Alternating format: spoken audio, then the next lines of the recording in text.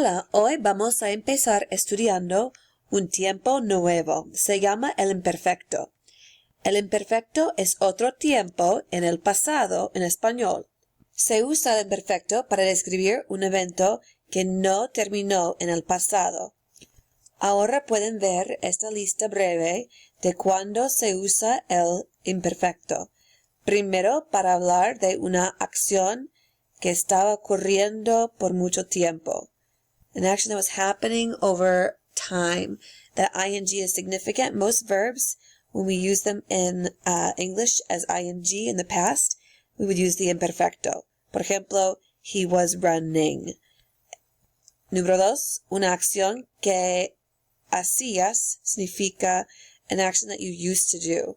So something that you might have done as a child, maybe you still participate in that.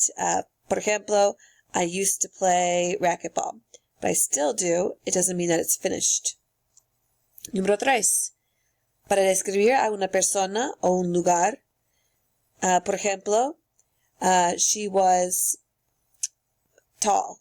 It doesn't mean that she's no longer tall, and it's not something that has finished occurring. Y número 4. Para describir la escena, por ejemplo, decir la hora o la edad de una persona. So, telling background information, such as what the time was, someone's age, but again, these are things that don't stop, they continue, they're ongoing. Una manera para aprender o memorizar los usos del imperfecto es memorizar esta lista de situaciones que normalmente sigue o continúa con el imperfecto. Show that es lo que tienen que memorizar. Aquí pueden ver show that. La S representa los dos eventos que están ocurriendo a la misma vez. Two things that are happening at the same time. They're simultaneous. Habit es la H. Por ejemplo, algo que está ocurriendo o repitiendo muchas veces. So this is something that doesn't really finish. It's not completed. Ongoing. Otra vez como ing. Algo que está ocurriendo, estaba ocurriendo. So it could still be happening. She was walking. We don't know that it finished, that she finished walking on with that context. La W representa weather. Weather is ongoing too. It doesn't stop, and it's not necessarily very specific or clear when it does start and stop. It's something that's more fluid and that may not finish at any given moment. Descripciones. Como dije antes en los ejemplos, she was tall, he used to have blonde hair. These are not things that can easily be changed, things that are finished suddenly. They are ongoing as well. La edad, age. Por ejemplo, ella tenía 6 años. So when you're telling someone's age, first of all, remember that time is ongoing as well. So even though we do change from year to year how old we are, it's not something that stops or something that you can pinpoint when you're one age to the next stage. It's a lot more complex than that. It's a lot more, they look at it in a much deeper way, I suppose. Time, también el tiempo, era la una o eran las dos. They use this in the imperfecto because time is ongoing as well, and until the world ends, it will repeat as well. Que ahorra las conjugaciones de los verbos a, r en el pretérito. La forma yo es aba. Tú, abas, él, usted, aba, nosotros, habamos, vosotros, habáis, ellos, ellas, ustedes, haban. And what's great about this is that you might notice, well, first of all, there's an easy pattern to pick up on. They all start with aba, and the to form, por ejemplo, ends in s, just like we're used to seeing in the presente. Ellos, ellas, ustedes ends in n, again, just like we see in the presente. But you do have to be careful with the yo and the él, usted because they are identical. You have to pay close attention to the context of your sentence or add additional information in order to know if it's yo or él, usted that's being referenced. Los verbos er o ir. Buenas noticias son iguales. No hay ninguna diferencia entre los verbos ir y los verbos ER. So no matter what verb, if it's an ER or an IR verb, they'll all have these same endings. Yo, ia, tú, ias, él, usted, ia, nosotros, íamos, vosotros, iais, y ellos, ellas, ustedes, ian. So again, just like AR verbs, the yo is the same as the él, usted, and there are some patterns that you should see with the way these verbs are conjugated as with what we have practiced in the presente. Por ejemplo, nosotros still has an amos ending. Don't forget these all have acentos. The yo, hasta ellos, es ustedes. There are acentos on all of the I's. Vamos a hacer un ejemplo.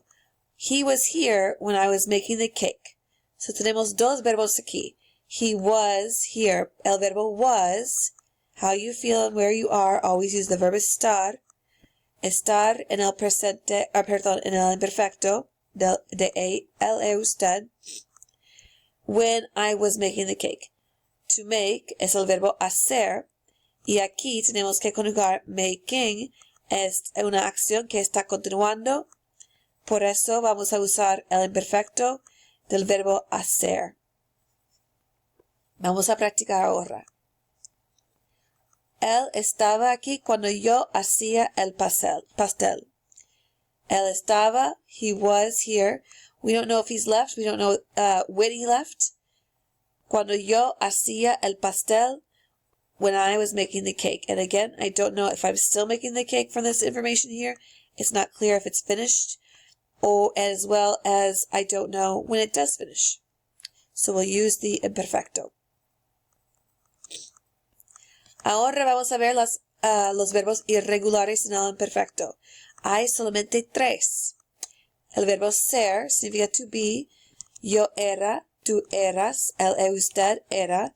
Nosotros éramos, vosotros erais, ellos, ustedes eran. Notice that the nosotros has an accent over the E.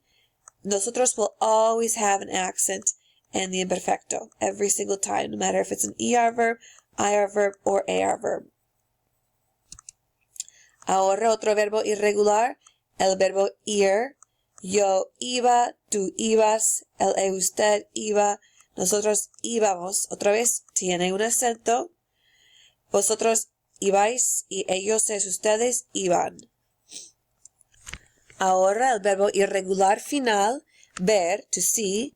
Yo veía, tú veías, él, usted veía, nosotros veíamos, vosotros veíais, y ellos, ustedes veían.